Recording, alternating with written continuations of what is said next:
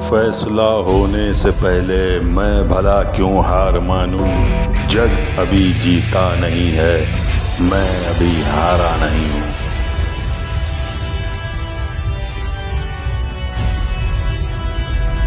जब जब जिंदगी ने मौका छीना, तब तब इस खिलाड़ी ने अपने हौसलों से हर बार एक नई शुरुआत की।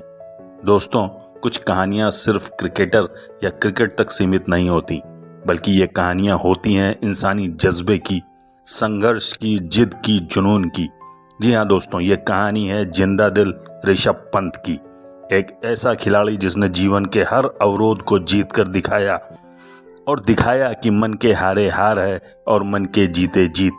दोस्तों, क्रिकेट खेलने वाले हर बच्चे का सपना होता है कि वो टीम इंडिया की नीली जर्सी पहने, लेकिन इनमें से कुछ ही मंजिल पर पहुंच पाते हैं, और मंजिल तक वही पहुंच पाते हैं जो मेहनत, लगन और जुनून से भरे हुए होते हैं। आज की कहानी एक ऐसे ही जिद्दी और जुनून से भरे हुए बच्चे की है, जो आगे चलकर भारतीय क्रिकेट टीम का फाइटर, स्टार विकेटकीपर, बल्लेबाज बना। कभी कभी सितारे पलक पर नहीं बल्कि जमीन पर जन्म लेते हैं। ऐसे ही एक सितारे ने 4 अक्टूबर साल 1997 को उत्तराखंड के रुड़की शहर में जन्म लिया।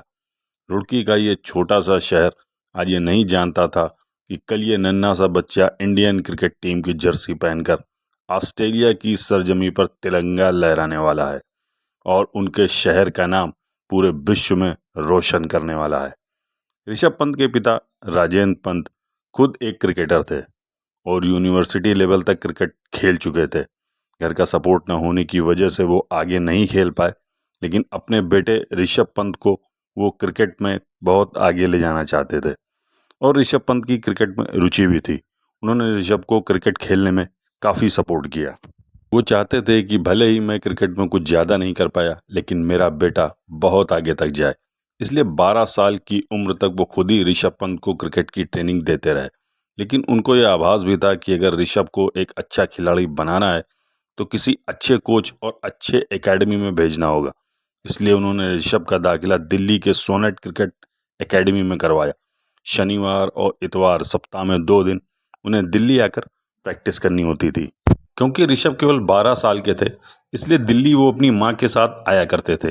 क्योंकि उनके पास दिल्ली में रहने का कोई ठिकाना नहीं था, इसलिए उनकी माँ उन्हें दिन में क्रिकेट एकेडमी छोड़कर पास ही ये गुरुद्वारे में जाकर सेवा करती थी और रात में उनकी माँ और ऋषभ पंत दोनों गुरुद्वारे में ही सो जाते थे।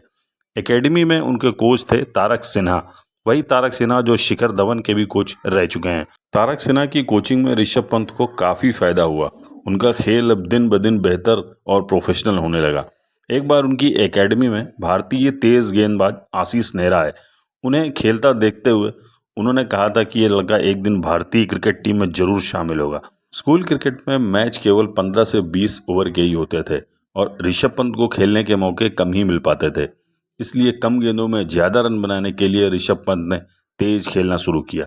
उनकी यही शैली आज भी उनके खेल में दिखाई देती है। ऋषभ पंत में टैलेंट भरपूर था, लेकिन दिल्ली जैसे शहर में कंपटीशन बहुत ही ज़्यादा था। इसलिए उनके कोच तारक सिन्हा ने उन्हें राजस्थान जाकर खेलने को कहा। उन्होंने ऋषभ को समझाया कि यहाँ पे तुमको खेलने के मौके कम ही मिल पाते हैं, लेकिन वहाँ तुम्हें ज़्यादा क्रिकेट खेलने को मिलेगी और तुम अपने खेल पर ज़्यादा ध्यान दे पाओगे। कोच की बात मानते हुए वो राजस्थान चले गए और वहाँ उन्होंने कई मुकाबले खेले और अच्छा प्रदर्शन भी किया। लेकिन ऋषभ पंत राजस्थान की टीम से खेलने वाले एक दूसरे प्रदेश से आए खिलाड़ी थे, इसलिए भेदभाव के चलते वहाँ पर भी उन्हें खेलने के मौके काफ़ी कम ही मिले। इन सब बातों को देखते हुए ऋषभ राजस्थान छोड़कर फिर से दिल्ली अपने कोच तारक सिन्हा के पास आ गए। दिल्ली आने के 2 साल बाद दिल्ली अंडर-19 टीम में उनका सिलेक्शन हुआ। उनका पहला मैच असम के खिलाफ था। उन्होंने मैच की पहली पारी में 35 और दूसरी पारी में 150 रनों की शानदार पारी खेली। उनकी इस पारी की बदौलत दिल्ली हारता हुआ मैच जीत गया। उनकी इस शानदार पारी की वजह से उनको एक अलग पहचान मिली। 22 अक्टूबर 2015 को मात्र 18 साल की उम्र में ऋषभ पंत ने रणजी ट्रॉफी में अपना फर्स्ट क्लास डेब्यू किया। इसके बाद 23 दिसंबर 2015 को ही उन्हें विजय हजारे ट्रॉफी में खेलने का मौका मिला। अपने रणजी ट्रॉफी के दूसरे सीजन में ही दिल्ली की तरफ से खेलते हुए महाराष्ट्र के खिलाफ उन्होंने पहली पारी में शानदार 308 रन बनाए और इसी सीजन में झारखंड के खिलाफ मात्र 48 गेंदों में शतक जमाकर अपनी तेज बल्लेबाजी का नमूना पेश किया। और रणजी के इतिहास में सबसे तेज शतक लगाने वाले खिलाड़ी बन गए। उधर अंडर 19 में भी शानदार शतक लगाकर पंत ने भारतीय टीम को सेमीफाइनल तक पहुंचाया। दुर्भाग्यवश हम ये अंडर 19 का फाइनल जीत नहीं पाए, लेकिन ऋषभ पंत का हर फॉर्मेट में बेहतरीन प्रदर्शन जारी रहा। उनके परफॉर्मेंस ने सबका ध्यान अपनी ओर खींचा। उनके बेहतरीन खेल को देखते हुए 6 फरवरी 2016 को दिल्ली डेयरडेविल्स ने उन्हें 1,90,00,000 रुपए में खरीदा। आईपीएल में अपने तीसरे ही मैच में ऋषभ पंत ने गुजरात के खिलाफ 40 गेंदों में 69 रनों की दमदार पारी खेली। 1 फरवरी 2017 में इंग्लैंड के खिलाफ ऋषभ पंत ने अपना T20 डेब्यू किया। ऋषभ पंत का अपने जीवन और क्रिकेट करियर में पिता का बहुत ही अहम योगदान था, लेकिन अप्रैल 2017 में जब ऋषभ पंत आईपीएल खेल में व्यस्त थे, तभी एक रात उनके पिता को साइलेंट हार्ट अटैक आया और ऋषभ के पिता का साया उनके सर से हमेशा हमेशा के लिए उड़ गया। लेकिन वो टूटे नहीं, उन्होंने खुद को और अपने परिवार को दोनों को संभाला। पिता का अंतिम संस्कार करने के बाद वो वापस आईपीएल में हिस्सा लेने बेंगलोर रवाना हुए। पंत का अगला मैच बेंगलुरु टीम से था, जिसमें उन्होंने अपने पिता को श्रद्धांजलि देते हुए अर्धशतक लगाया। कुछ ऐसा ही प्रदर्शन सर सचिन तेंदुलकर और विराट कोहली अपने क्रिकेटिंग करियर में कर चुके हैं। अगस्त 2018 में पंत ने अपना टेस्ट डेब्यू इंग्लैंड के खिलाफ ओवल में किया। अपने डेब्यू मैच की पहली ही गेंद पर उन्होंने छक्का लगाया। यह कारनामा करने वाले वो पहले भारतीय खिलाड़ी बने। उन्होंने अपने टेस्ट करियर के तीसरे ही मैच में इंग्लैंड के खिलाफ ओवल में शानदार शतक लगाया। वो इंग्लैंड में टेस्ट शतक लगाने वाले पहले भारतीय विकेटकीपर बने। 21 अक्टूबर 2018 में उन्होंने वेस्टइंडीज के खिलाफ अपना वनडे इंटरनेशनल डेब्यू किया और यह मैच भारत ने 8 विकेट से जीत लिया। दिसंबर 2018 में ऋषभ पंत ने ऑस्ट्रेलिया के खिलाफ एडिलेड टेस्ट मैच में 11 कैच पकड़े और ऐसा करके उन्होंने इंग्लैंड के जैक रसेल और एबी डिविलियर्स के विश्व रिकॉर्ड की बराबरी की। लेकिन भारत में यह कारनामा करने वाले वो इकलौते विकेट कीपर हैं। सितंबर 2019 तक उन्होंने विकेट के पीछे रहकर सबसे तेज 50 कैच पकड़े। यह उपलब्धि उन्होंने MS धोनी को पीछे छोड़ते हुए हासिल की।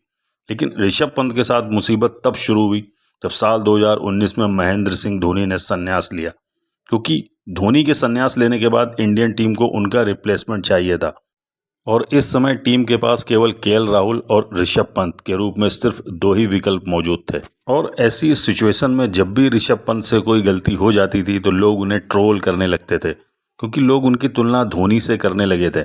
स्थिति ये हो गई थी कि इस दबाव के चलते उनका परफॉर्मेंस दिन प्रतिदिन गिरने लगा, लेकिन पंत ने हार नहीं मानी। साल 2020-21 में ऋषभ पंत को बॉर्डर गावस्कर ट्रॉफी के लिए टीम में जगह मिली। श्रृंखला के दूसरे मैच में ऋषभ को खेलने का मौका भी मिला और इस मैच में पंत ने 97 रनों की शानदार पारी खेली। इसके बाद ऑस्ट्रेलिया के गाबा में ऑस्ट्रेलिया के खिलाफ भारत को शानदार जीत दिलाने में उनकी 89 रनों की पारी को हमेशा याद किया जाएगा। इस पूरी बॉर्डर गावस्कर ट्रॉफी में पंत का अहम योगदान रहा। T20 मैचों में भी ऋषभ पंत भारत के चुनिंदा खिलाड़ियों में से एक बन चुके थे। साउथ अफ्रीका और इंग्लैंड जैसी टीमों के खिलाफ उनके ही घर में जाकर वो टीम के लिए अकेले दम पर मैचों का रुख बदल रहे थे। 2022 में T20 साउथ अफ्रीका टूर के लिए पंत को कैप्टन घोषित किया जाता है और इसी के साथ वो भारत के T20 फॉर्मेट के सबसे कम उम्र के कप्तान बन जाते हैं। उनके कप्तान बनने के बाद सबको ऐसा लगने लग गया था कि भारत को महेंद्र सिंह धोनी का रिप्लेसमेंट मिल गया है। मात्र 24 साल की उम्र में उन्होंने क्रिकेट के हर फॉर्मेट में आईपीएल से लेकर टेस्ट क्रिकेट तक हर जगह अपने नाम का डंका बजा दिया था। सब कुछ बढ़िया चल रहा था, लेकिन 30 दिसंबर 2022 की सुबह 5:30 बजे पंत अपनी मां से मिलने दिल्ली देहरादून हाईवे पर खुद गाड़ी ड्राइव करके जा रहे थे कि अचानक एक पल के लिए उनकी आंख लग गई। कार ने अपना बैलेंस खोया, कार डिवाइडर से रगड़ते हुए कई बार पलटते हुए दूसरी तरफ जाकर गिरी। गाड़ी के चारों तरफ पेट्रोल फैल गया और इससे पहले कि शॉर्ट सर्किट की वजह से गाड़ी में आग लग जाती, उधर से आती हुई हरियाणा रोडवेज के बस कंडक्टर ने बस रोककर उन्हें कार से बाहर निकाला। एक पैर पूरी तरीके से टूट चुका था, शरीर पूरी तरीके से लहूलुहान था। कार के बाहर आने के 2-3 मिनट बाद ही कार ब्लास्ट हो गई और चारों तरफ आग लग गई। ऋषभ को ऐसा लगा कि मानो वो मौत के कुएं से बाहर आ गए हों। बस कंडक्टर और ड्राइवर उन्हें पहचान नहीं पाए, लेकिन पंत ने उन्हें बताया कि मैं भारतीय क्रिकेटर ऋषभ पंत हूँ। पहचान पता चलते ही तुरंत एम्बुलेंस को बुलाया गया और उन्हें हॉस्पिटल पहुंचाया गया। उनका शरीर धीरे धीरे सूजने लगा। पैर इस कदर टूट चुका था कि एक भी लिगामेंट जोड़ सही सलामत नहीं बचा था। डॉक्टरों को लगने लग गया था कि शायद ऋषभ पंत का पैर काटना पड़ेगा। पूरा शरीर दर्द से भरा हुआ था, लेकिन शरीर में असहनीय पीड़ा के बावजूद जब ऋषभ पंत की मां उनसे मिलने अस्पताल आई, तब वो अपनी मां से हंसकर बोले कि मां, ज़्यादा चोटें नहीं लगी हैं, बस हल्की सी खरोचें हैं, मैं जल्दी से ठीक हो जाऊंगा। लेकिन उनकी मां जानती थी कि मेरा बेटा मुझे हिम्मत बंधा रहा है, बाकी उसके हालात क्या हैं मैं जानती हूँ। बीसीसीआई ने उन्हें देहरादून से मुंबई शिफ्ट किया, जहां उनके घुटने का ऑपरेशन हुआ, चेहरे की सर्जरी हुई। उनके डॉक्टर ने उनसे कहा कि शायद ही तुम अब कभी क्रिकेट खेल पाओगे, लेकिन वो ये नहीं जानते थे कि वो बात किससे कह रहे हैं। उनके इरादे इतने बुलंद थे कि मात्र 45 दिनों बाद वो बिस्तर छोड़कर वॉकर से टहलने लग गए। एक्सीडेंट के 5 महीने बाद उन्होंने बैसाखी का सहारा छोड़कर जिम भी ज्वाइन कर लिया और एक्सीडेंट के 14 महीने बाद 2024 के आईपीएल के लिए दिल्ली की तरफ से मैदान पर वापस आ चुके थे। पूरे आईपीएल में उन्होंने 44.54 के एवरेज से 446 रन बनाए, जिसमें 3 अर्धशतक शामिल है। और अपने इस आईपीएल में उन्होंने अपना हाईएस्ट 88 रन मात्र 43 गेंदों पर बनाया। उन्होंने दुनिया को बता दिया कि मैं पहले से और बेहतर होकर वापस आया हूँ। आईपीएल 2024 के ठीक बाद टी20 का वर्ल्ड कप भी आ गया था। पूरे टी20 वर्ल्ड कप में उन्होंने धोनी की कमी महसूस नहीं होने दी। उन्होंने न केवल विकेट के पीछे रहकर चीते की तरह झपटकर बालों को रोका, बल्कि विकेट के आगे भी बल्ले से अपना कमाल दिखाया। टी20 वर्ल्ड कप जीतने के बाद जब उन्होंने कप हाथों में उठाया तो लग रहा था ये क्रिकेट के कमबैक की जीत का जश्न होने के अलावा जिंदगी की जीत का भी जश्न है। क्रिकेट के हर फॉर्मेट में उन्होंने बेहतर से बेहतर करके दिखाया और यही कारण है कि इस साल 2025 के आईपीएल ऑक्शन में लखनऊ सुपर जायंट्स ने उन्हें 27 करोड़ में खरीदकर आईपीएल हिस्ट्री का सबसे महंगा खिलाड़ी बना दिया। At 27 crore, we have Rishabh Pant going to the Lucknow Super Giants. Well done. Rishabh Pant शारीरिक और मानसिक रूप से कितने मजबूत और कितने जिंदा दिल हैं, इस बात का एहसास उन्हें हाल ही में भारत के इंग्लैंड दौरे के 5 टेस्ट सीरीज के चौथे मैच के दौरान पूरी दुनिया को करवा दिया। चौथे टेस्ट मैच के दौरान जब वो टीम के लिए बल्लेबाजी करने उतरे तो एक यार्कर बाल आकर उनके पैर के पंजे में लगी। वो मैदान पर गिर पड़े, पैर सूज गया और पैर से खून भी निकल रहा था। हालात ये थे कि ऋषभ पंत चलना तो दूर, बिना सहारे के खड़े भी नहीं हो पा रहे थे। सबको लगा कि शायद अब ये बल्लेबाज कुछ महीने क्रिकेट से दूर रहेगा, लेकिन अपने बुलंद हौसलों और दर्द सहने की असीम क्षमता वाला ये क्रिकेटर दूसरे ही दिन लंगड़ाते हुए मैदान पर वापस आया। और हद तो तब हो गई जब उनकी हिम्मत तोड़ने के लिए बेन स्टोक्स और जोफ्रा आर्चर ने उनके उसी पैर को निशाना बनाते हुए गेंदबाजी की जिस पर उनको चोट लगी थी। लेकिन उनकी हिम्मत और हौसले को तोड़ पाना इतना आसान नहीं था। बावजूद इसके वो मैदान पर डटे रहे और अपनी टीम के लिए 54 रन बनाए। वो गिरा था दर्द से कराहता हुआ, लेकिन उठा इसलिए क्योंकि क्रिकेट उसके लिए सिर्फ खेल नहीं बल्कि उसकी जान है। दोस्तों, ऋषभ पंत सिर्फ एक नाम नहीं बल्कि वो एक जज्बा है, जंग है और हर हाल में वापसी की मिसाल है। हम दुआ करते हैं कि मैदान में या असली जीवन में उन्हें अब किसी भी तरीके की चोट या दर्द का सामना ना करना पड़े और हम आशा करते हैं कि वो जल्दी अपनी इस इंजरी से बाहर आएं और क्रिकेट के इतिहास में हर रोज एक नया अध्याय जोड़ते जाएं।